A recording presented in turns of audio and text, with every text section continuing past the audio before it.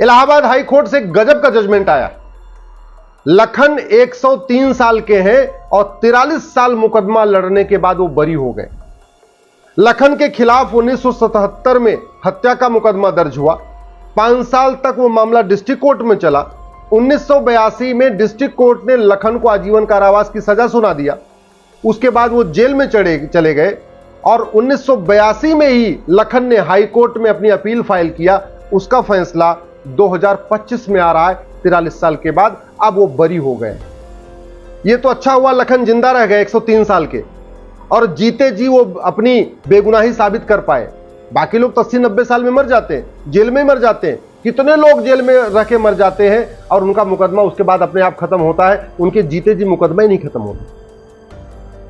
संविधान के ऊपर दुनिया भर की चर्चा होती है, संविधान की शपथ ली जाती है, बाबा साहब अंबेडकर को माला फूल पहनाया जाता है, संविधान निर्माताओं के बारे में खूब बातें होती है, रोज आए दिन चर्चा होती है। लेकिन ये जो खबर है कि 103 साल के लखन 43 साल के बाद बरी हुए हैं, इस पे न किसी टीवी चैनल पे चर्चा हुई। संसद विधानसभा में चर्चा करना तो बहुत दूर की बात। कितने शर्म की बात है कि जिन मुकदमों का फैसला 3 महीने 6 महीने में हो सकता है, ऐसे मुकदमे 40 साल 50 साल 60 साल चल रहे हैं। ये तो इलाहाबाद का मामला है, ये 1982 से लेके 2025 में जाके खत्म हुआ हाई कोर्ट में। जौनपुर में एक जमीन का मुकदमा चल रहा है, 10 बीघे जमीन का मुकदमा 1985 से चल रहा है। 40 साल बीत चुके हैं, अभी तक यह नहीं सिद्ध हो पाया कि कौन सी वसीयत असली है, कौन सी वसीयत नकली है। 1990 में कश्मीर में जिसने हमारे एयरफोर्स के जवानों को मारा था, आज भी वो जेल में बैठ के बिरयानी खा रहा है। उसने खुद भी एडमिट किया था कि हां, हमने 4 जवानों को मारा है। इस सड़ी हुई न्यायिक व्यवस्था के बारे में कोई चर्चा नहीं है। मैं तो सुप्रीम कोर्ट में देखता हूं ना, अंग्रेजी में क्या शानदार बहस होती है, क्या जबरदस्त, एक से बाद एक फिलॉसफी चर्चा होती रहती है, एक से एक जजमेंट, अमेरिका की ये जजमेंट, इंग्लैंड की ये जजमेंट। कभी ये नहीं देखते कि अमेरिका में मुकदमा चलता कितने दिन है, इंग्लैंड में मुकदमा चलता कितने दिन है, सिंगापुर में मुकदमा चलता कितने दिन। दुनिया भर के फंडामेंटल राइट की बात होगी, right to air, right to water, right to फलाने, राइट टू ये, right to speech, freedom of religion, दुनिया भर के फंडामेंटल राइट की चर्चा होगी।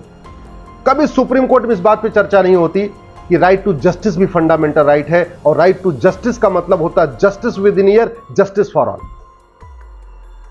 ये मेरी शिकायत है माननीय सुप्रीम कोर्ट के जजों से कि आपके पास इतनी शक्ति दी हुई है, संविधान ने इतनी शक्ति दिया है कि आप राष्ट्रपति को ऑर्डर दे सकते हैं कि 3 महीने के अंदर बिल पास करो। आप अपनी उन शक्तियों का उपयोग करके justice with in year, justice for all नहीं कर सकते। आप अपनी उन शक्तियों का उपयोग करके एक सारे पुलिस को नहीं कह सकते 3 महीने के अंदर जांच पूरी करो। आप अपनी सुप्रीम कोर्ट की जो अनलिमिटेड पावर दी हुई है संविधान ने आपको, आप उन शक्तियों का उपयोग करके झूठी शिकायत बंद नहीं करा सकते, झूठी गवाही नहीं बंद करा सकते, झूठी जांच आप नहीं रोक पा रहे हो, झूठे कागज बनते जा रहे हैं, आप इनको रोक नहीं पा रहे हो। अरे संविधान में नहीं लिखा है नार्को पॉलीग्राफ ब्रेन मैपिंग, वो इसलिए नहीं लिखा है कि जब संविधान बन रहा था तो narco polygraph brain mapping test नाम की कोई चीज होगी, ये संविधान निर्माताओं को पता ही नहीं थी, ये तो बाद में आया है।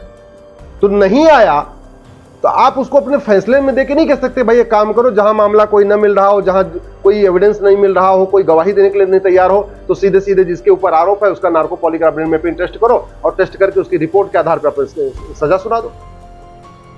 आखिर दुनिया में है ना, ऐसा तो है नहीं कि दुनिया में है नहीं, लेकिन नहीं हो रहा। जानते हैं क्यों?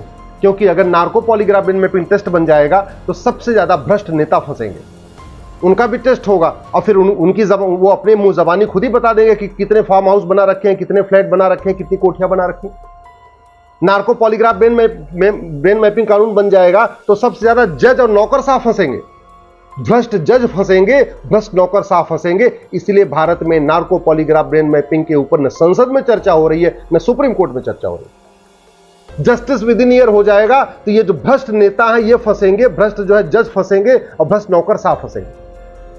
इसीलिए भारत में जस्टिस विद इन ईयर के ऊपर चर्चा नहीं हो रही। 99% लोग भारत के ईमानदार हैं, 99% भारतीय ईमानदारी से रहना चाहते हैं।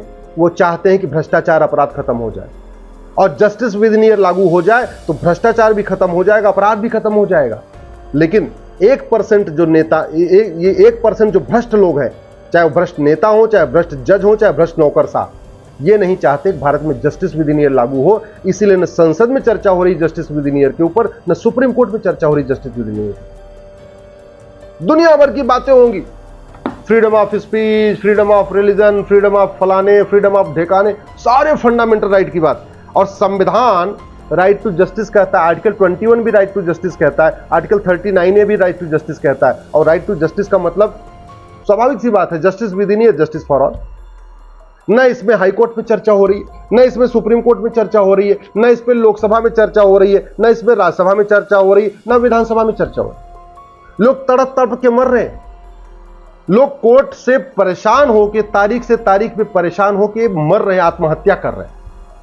जितने लोग आतंकवाद के शिकार होते हैं, उससे ज्यादा इस भ्रष्ट व्यवस्था के शिकार हो जा रहे हैं। जितनी बहन बेटियों का सिंदूर आतंकवादी उजाड़ते हैं, उससे ज्यादा सिंदूर तो जमाखोर उजाड़ देते हैं, उससे ज्यादा सिंदूर मिलावटखोर उजाड़ देते हैं।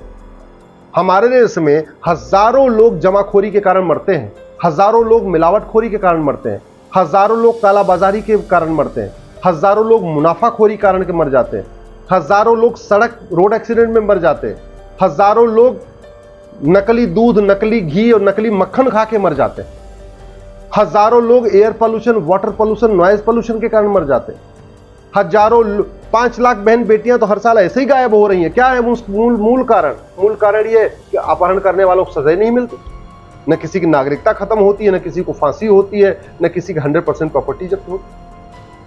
अगर जस्टिस विद इन ईयर हो जाए, मैं गारंटी के साथ कहता हूं, मुकदमों का फैसला अगर 1-1 साल में शुरू हो जाए, तो ये थाना जो भ्रष्टाचार का अड्डा बना हुआ है ना, ये बाकायदा एक प्राथमिक सुरक्षा केंद्र बन जाएगा। अगर भारत में कानून कठोर हो और लोगों को फटाफट सजा मिलना शुरू हो जाए, जो तहसील भ्रष्टाचार का अड्डा बना हुआ है, दलाली का अड्डा बना हुआ है, कमीशन खोरी का अड्डा बना हुआ है, जहां फर्जी वसीयत बन जाती है, फर्जी डोमिसाइल सर्टिफिकेट बन जाता है, ये सारा फर्जीवाड़ा रुक जाएगा।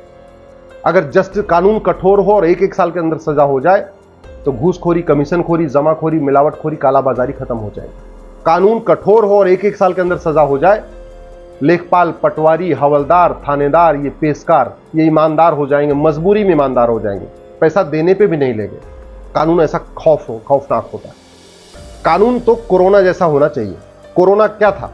कोरोना काल में किसी की हिम्मत नहीं थी किसी को हाथ लगाने की, किसी की हिम्मत नहीं थी नोट को हाथ लगाने की।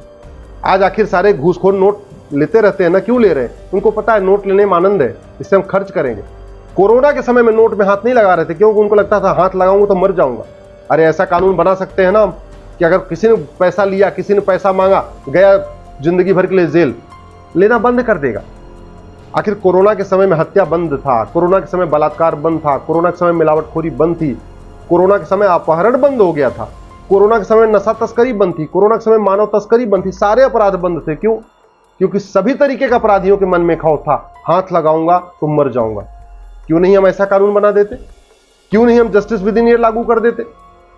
मैं माननीय प्रधानमंत्री से निवेदन कर रहा हूं, लोगों की भावनाओं को समझिए। ये थाना भ्रष्टाचार का अड्डा बना हुआ है, हजारों लोग थाने से परेशान होकर आत्महत्या कर रहे हैं। ये तहसील भ्रष्टाचार का अड्डा बना हुआ है, हजारों लोग हर साल इस तहसील से परेशान होकर आत्महत्या कर रहे हैं। डिस्ट्रिक्ट कोर्ट भ्रष्टाचार का अड्डा बना हुआ है, हजारों लोग आत्महत्या कर ले रहे हैं। फर्जी SC ST केस से लोग परेशान हैं, फर्जी दहेज और हत्या के केस से परेशान हैं, फर्जी बलात्कार के केस से परेशान है। और एग्जाम्पल तो मैंने आपको दे दिया कि लखनलाल 103 साल के हैं और 43 साल के बाद बरी हुए हैं। उसका मूल कारण है घटिया कानून।